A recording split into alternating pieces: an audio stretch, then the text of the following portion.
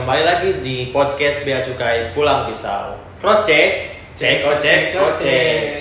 Kali ini yang membawakan podcast Bea Cukai Pulang Pisau adalah saya sendiri, Faisal Hairul-Salam.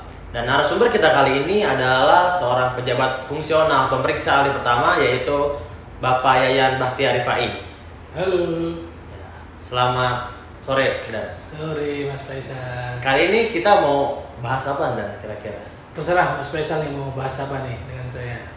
Gimana kalau kita bahas mengenai peraturan baru dan tentang email? Mengenalin email. Boleh itu Mas Faisal, karena tentang email ini kan lagi viral banget tuh. Di kita sendiri banyak banget masyarakat yang datang ke kantor menanyakan tentang pengendalian email ini. Ya, betul. Kebetulan teman-teman saya juga banyak yang menanyakan tentang peraturan baru ini. Tapi ya untuk mungkin orang awam ada yang belum tahu, Dan, mengenai email. Sebenarnya email sendiri itu apa, Dan? IMEI itu adalah International Mobile Equipment Identity, yaitu 15 angka unik yang terdapat pada alat komunikasi kita. Oke. Dan angka unik ini berbeda-beda Mas Faisal dari setiap alat komunikasi kita. Jadi intinya IMEI ini adalah alat pengenal alat komunikasi kita, seperti itu. Berarti pengenal dari device itu. Betul. Oke. Ini kan peraturan baru ya, Dan? Betul sekali. Berarti sebelumnya belum ada. Nah, dengan diadakannya peraturan ini, sebenarnya tujuan dari dibentuknya peraturan itu apa, Dan?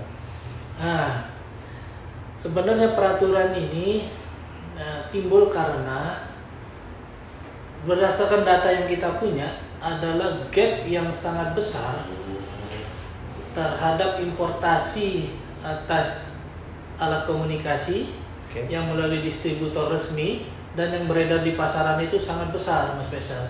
Mencapai 10 juta unit per tahun. Wah, besar sekali. Betul. Dan itu menyebabkan kerugian negara sekitar 2,8 triliun per tahun.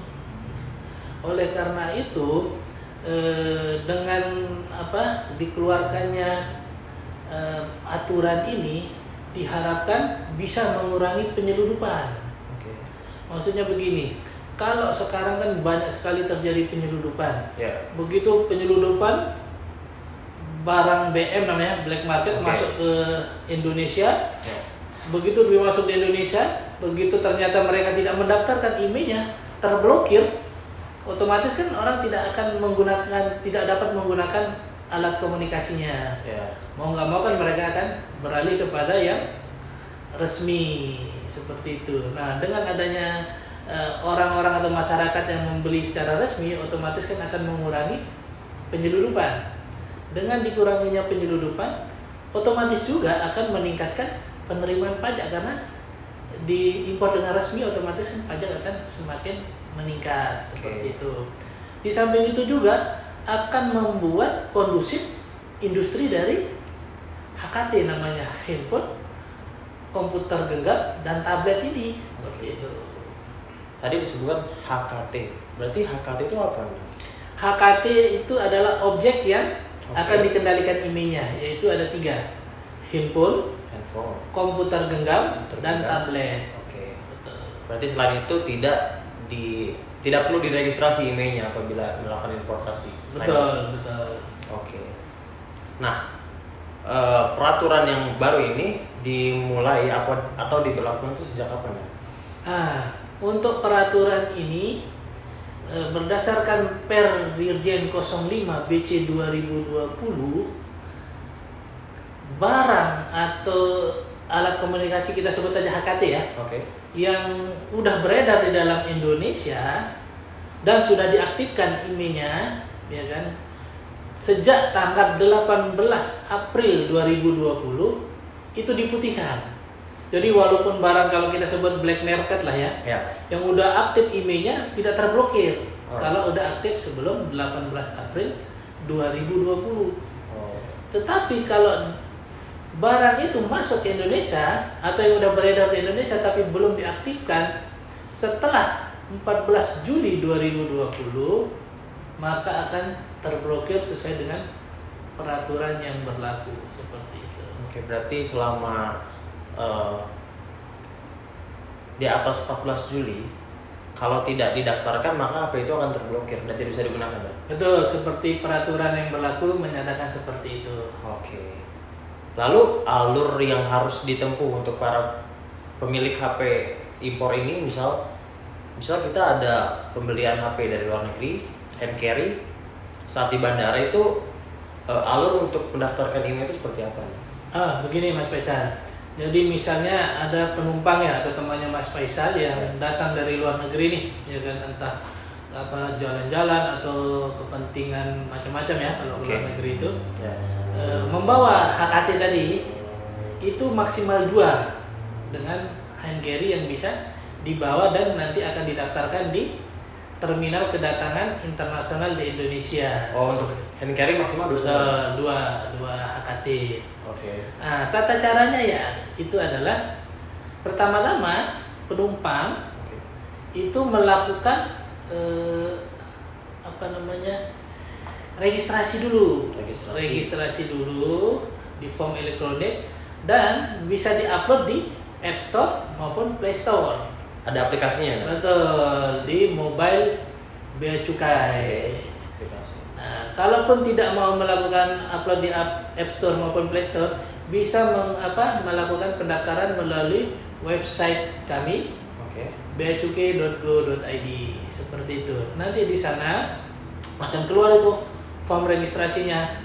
Form itu berisi nanti nama lengkap, nomor paspor, terus jenis HKT yang akan dibawa, tipenya, dan nomor emailnya. Nah, emailnya sendiri kan bisa nanti kita lihat di kardusnya tuh. Kartunya tuh biasanya dicantumkan tuh nomor email. Kalau tidak, bisa mengklik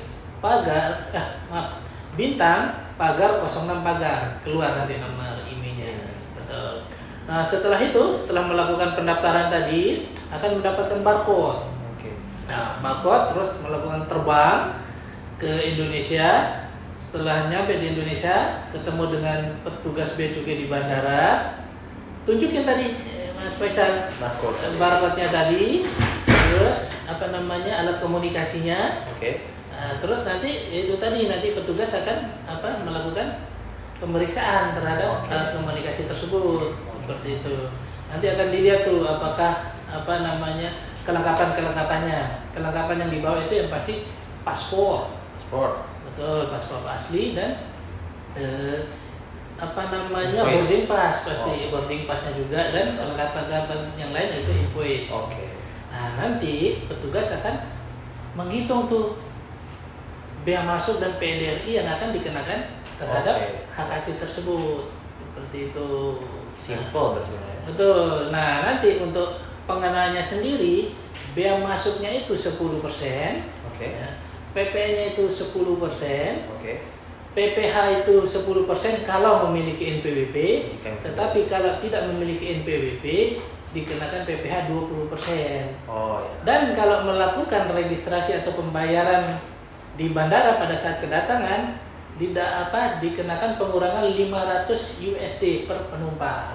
Seperti itu, Mas Faisal. Berarti untuk registrasi email ini tidak ada biaya tambahan, hanya pajak aja. Ya, betul, akan dikenakan bea masuk dan PDRI tadi, pajak dalam rangka impor. Berarti untuk registrasi emailnya free ya? Ya, betul. Nah, apabila ada seorang beli handphone atau HKT tersebut, tapi dia lupa saat dia sampai di bandara yang seharusnya dia melaporkan ataupun registrasi email, tapi dia lupa mungkin sampai di rumah, dia baru sadar bahwa saya beli ini belum terdaftar nih emailnya. Itu alur untuk mendaftarkannya seperti apa? Sama atau ada perbedaan atau seperti apa? Ya, begini Mas Faisal. Jadi kalau misalnya ada penumpang ya yang ternyata udah datang melalui terminal kedatangan di Indonesia, ternyata lupa tuh, ya kan, membawa tuh, akhirnya keingat baru di rumah. Itu bisa mendaftarkan di kantor-kantor bea cukai terdekat yang ada di kotanya. Bisa didaftarkan di kantor-kantor bea cukai yang terdekat. Tetapi ada batasannya, yaitu 60 hari sejak kedatangan. Betul. Dibuktikannya dengan cara apa? Dengan dokumen-dokumen yang dibawa, yaitu paspor dan boarding pass yang ditunjukkan kepada petugas yang ada di kantor yang akan melayani itu pembayarannya, seperti itu. berarti sudah bisa, misal kita datang ke Indonesia itu lewat Bandara Soekarno-Hatta di Tangerang. Tapi kita sadar saat kita sudah sampai rumah, mungkin rumahnya di Kalimantan. Berarti kita bisa datang ke kantor Bea Cukai yang ada di Kalimantan, nggak perlu balik lagi ke Tangerang gitu kan? Betul, nggak perlu lagi Mas Faisal balik lagi ke Tangerang. Cukup nanti melakukan itu tadi pembayaran di kantor Bea Cukai yang Mas Faisal datangi gitu.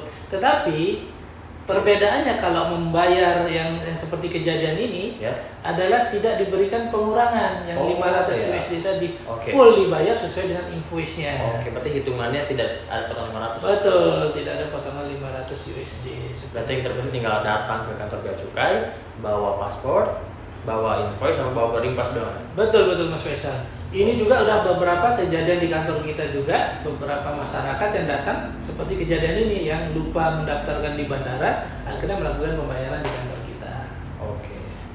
Jadi intinya peraturan baru ini adalah cara pemerintah untuk mengurangi penyelundupan ya? Betul sekali, betul. Oke, mungkin sekian karena waktu yang terbatas.